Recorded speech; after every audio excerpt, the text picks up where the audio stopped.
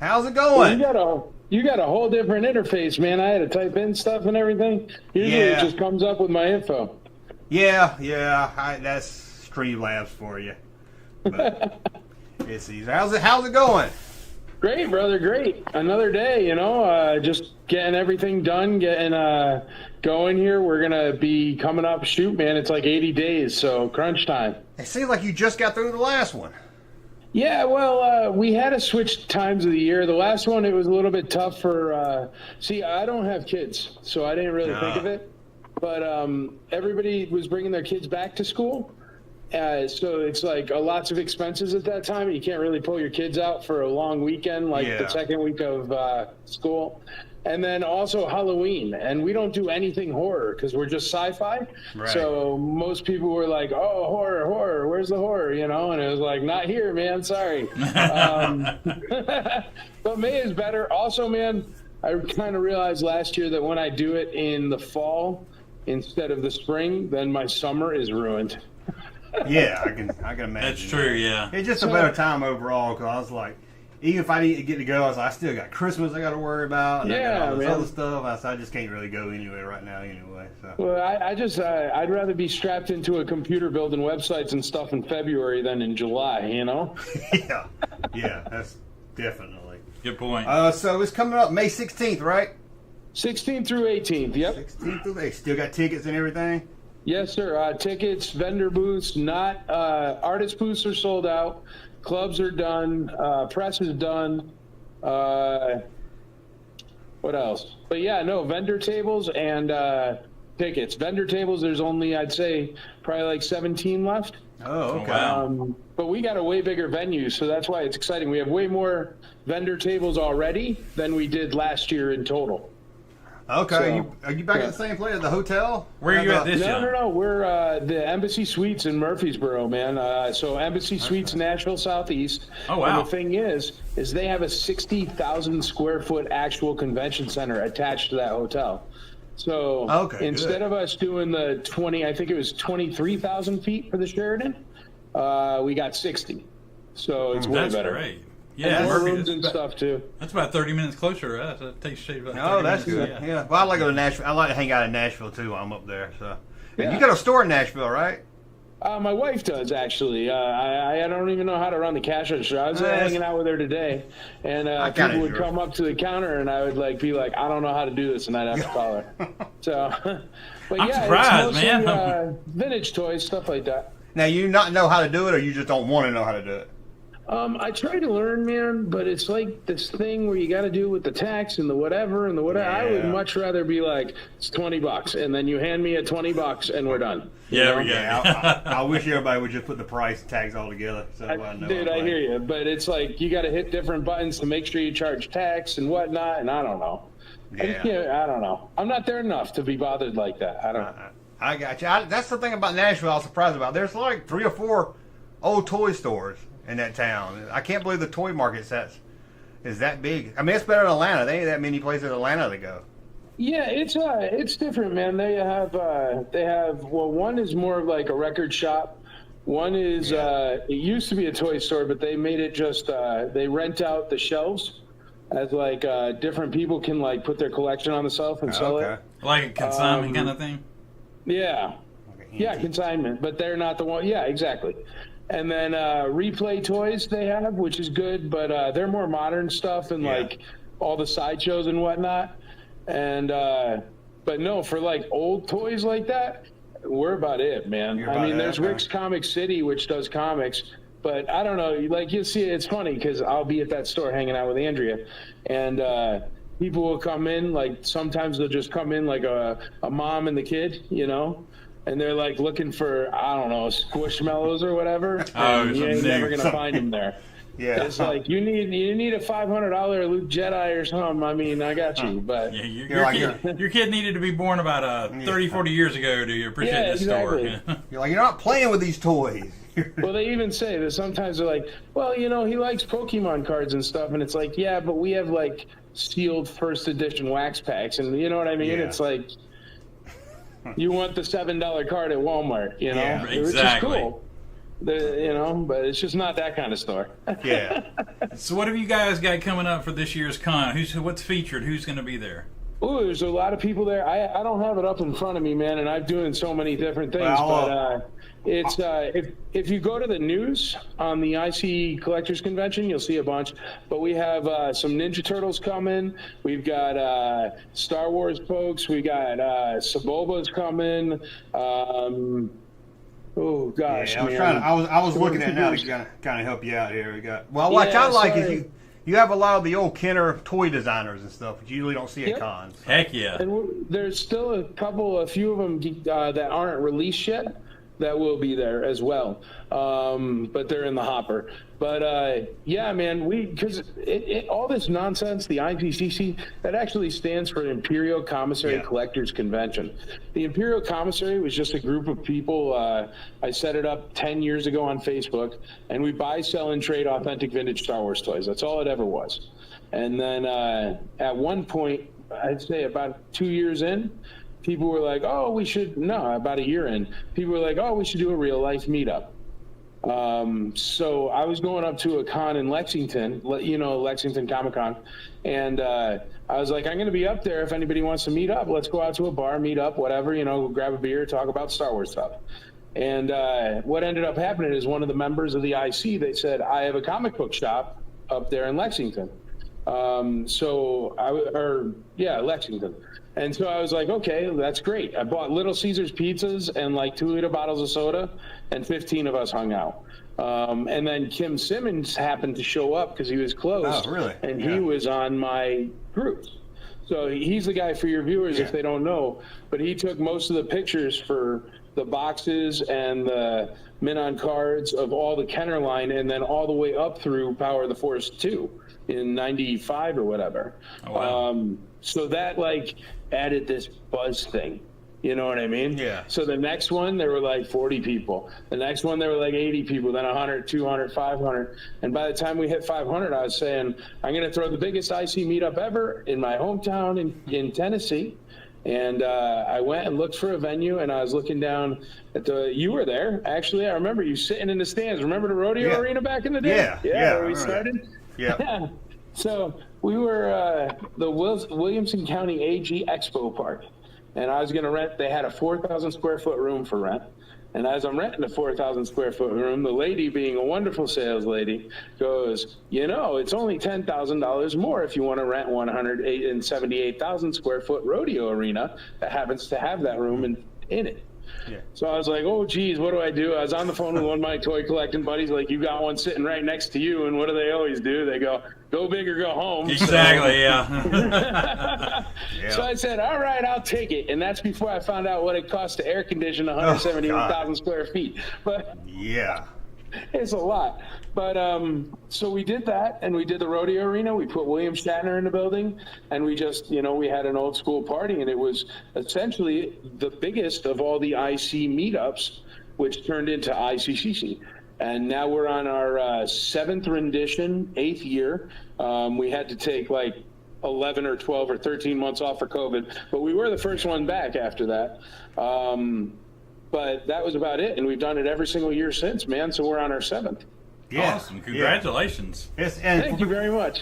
People out there, it's a really great, especially if you're into Star Wars. I mean, there's other stuff, but it's like 95% Star Wars. And what I like about it, because I'm just really big into the merchandise room, and it's not crowded. Yep. I can walk around and I can browse. I can take my time. We got Dragon Con here in Atlanta, and we quit going because it'd take you 2 hours to get in the building. Just get into the merchandise room, and then you get in there and you're packed in there and you can't even look at anything. Yeah. So that's why we try to avoid that. I'm 6'8", dude, and I wear a backpack at cons. Yeah. So one of the first things out of my mouth when we started this thing was, I want big, wide aisles. Yeah. There you go. I don't care. Granted, I lose 20, 30 vendor booths, but I don't care. I mean, I know that's money, but there's something to be said to be able to turn around with a backpack on. So that's why I keep getting bigger venues and bigger, you know what I mean? I don't like that packed in a sardine can feeling myself. So that's what this whole con is, man. It's like all the things that someone who actually attends a convention would do. And it's just because, man, like VIP, we'll feed you, we'll give you drinks, we'll give you a special room you can sit down. You get to line skip, actually. You know what I mean? Like, most cons, you get a VIP, and it's like, here's your tepid water cooler and your folding chair. Enjoy paying $35 for that orange chicken, because the VIP badge don't mean much. Right. I hate that. Yeah, I know what you mean. And at the hotel where you had it, it was always a hang after the show. And I think we stayed out there one night about 2 or 3 in the morning just hanging out. And people would set up little tables and sell stuff too. And that was always a lot of fun. It still happens. And now with the Embassy Suites, man, the way it's set up, that's something else I looked into. With the way it's set up, it has all the rooms around this giant lobby, so all the way up. So they can do their room sales really, really easy. Those usually happen about like 9 o'clock. They start every night. We just tell them, and that's another thing. That's another thing that any regular convention wouldn't do, is be like, if you buy a hotel room, you could just have vendor table. No, they're free. But we just tell them, as long as it's not during con hours, just because the vendors do pay for their vendor tables, and they should get the rush when the guest stars are there and this, that, and the other. But you want to buy, sell, and trade all night, man? Go for it. You want to have a couple beers with friends, play some cards? Go for it. You want to go smoke a cigar outside, have a good time? Fine. You know what I mean? I always say I hate having to call it a convention, because most conventions are like, get there early in the morning, pay $45 to park, push yourself through the meat grinder until it spits you out with no money in your pocket, and then go home and just look at what happened to your feet from walking on concrete all day. Oh, yeah. Exactly. The older I get, the more I know what you mean about that. So, see, we try to avoid that, man. That's why I try to get, now that we're out of the rodeo arena and the dirt floor, but I try to get carpets instead of concrete. Oh, that's good. Because, man, it sucks. Bless you, man. Yeah, absolutely. I mean, I talked to a coach over at Echo Base when I was there, and we were both like, we like it here, but we worried it's going to get it gets bigger each year, so it's going to get crowded. It's going to turn into every other con where we hate going every couple of years. But so far, I'm going to keep getting it bigger and bigger, man. Yeah, we're going to keep avoiding that. Yeah, so even if we get 60,000 people one year and it's packed one year, you will find a venue that's 500 acres, and we will have a hell of a party, and there will be plenty of room to turn around with a backpack. I'll tell you that much. Good. Awesome. Yeah, ain't nothing worse than when you got to get, especially me, because I got cameras and batteries in my backpack, and trying to get something out where everybody's bumping into you. So. Oh yeah, man. And you know how it is. You buy something, you don't want it bent either. So. Yeah. Well, that's the other thing. If you notice, all my cons, there's always some place you can go just sit down. Yeah. And I'll say this, because I've been to a few cons. I mean, like Atlanta, we used to go to Dragon Con all the time. Every time I've been to yours, you're standing out there shaking everybody's hand when they get there. And I've never seen that at a convention. I can't even tell you who runs Dragon Con, and we've done it 20 times. So. Well, I appreciate people that come. And honestly, dude, there was nothing, and I'm not trying to pick on anything that wasn't Nashville, but at the time there was nothing in Nashville.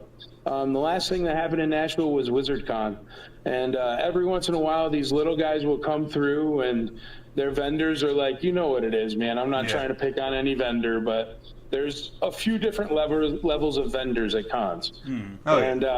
If it's all the stuff that you wouldn't buy for the $5, you know what I mean? It doesn't come to this one. And those are the only other ones that have been around or are around here. And I'm a toy collecting nerd. You know what I mean? I'm like legit, like there's a Boba Fett right there. Like, I mean, so I wanted something where the vendors are exceptional.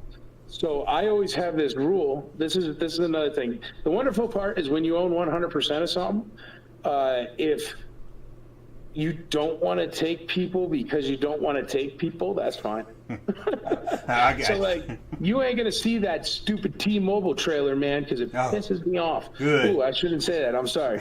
But it just does, man. It, like, takes you, it's like a cold bucket of water when you're in dreamland, man, you know? Yeah. And, like, other stuff like that. And, like, also, I have the option to deny anyone that purchases a vendor table. So that's why it's always PG. That's why there are no fakes. There are no repro. That stuff doesn't happen. And if it does speak up, one of my guys will take care of it, like lickety split. But also it avoids us having, like, I don't know. You know, I don't want a whole booth full of half-naked Princess Leia's or something when there's little kids walking by, you know? So I can shut that down too. Yeah. And you know how it is. There's some, like, you're not going to walk up and see a booth that's full of ginseng gum and bean juice and lion backpacks. You know what I mean? It ain't going to happen. Well, that's so Dragon Con kind of. I guess they let anybody in. It was less toys and it was more. I mean, there was nice stuff, leather makers and people making stuff out of iron and stuff, and it was just like I just can't. You know, I want to. I'm there for the toys or something. And then the Funko Pops got carried away. I think every other booth was a Funko Pop, but I can't look. I only allow limited Funko Pop booths. Good. People do enjoy them. Yeah, nothing against them. It's always limited in mine. I mean, you can collect whatever you want. I'm not going to be that guy ever. Yeah, I got some Pops. I ain't saying they're just too many. You just don't want to see everything to Pops. Yeah. Walls and walls. The reason that is, I'll tell you, it's these other conventions. What they do is they keep raising the price of vendor booths. And they keep shoving as many in as possible. So they don't deny anybody for anything. They don't care. You paid the money, you're in. And that's why you see a lot of vendor tables where it's like, well, I don't really need like novelty soap, but okay, you know, or like bean dip or whatever. Like, so, and then the other thing they do is they make it so expensive that you have to be selling stuff where there's decent enough margin, but tons of overturn. So that's where you're walking by booth by booth by booth, where there's nothing that has a value over $20 and there's nothing that's weird, or a lot of things that are weird. But I mean, you know what I mean? The lion backpacks and stuff like that. You need a container load from China in order to be able to dump them out that quick and that cheap. Right. And that's so they can pay for their booths. So I don't fault them or anything, but that's the reason why our booths have been like the same price for 5 years. Like the only thing that hasn't been hit by inflation is ICCC, and that's just awesome. because I'm more worried. That's good. I'm more worried about the experience and the quality of the vendor tables than I am about selling more vendor tables. Okay. Well, I've told people it's a con made by fans for fans. Yeah. That's the one you need to spend your money into and go all out to have a good time, because otherwise, you know, like you said, you're just going to go and be put through the machine and come out with empty pockets and not much to say for it, you know. Yeah.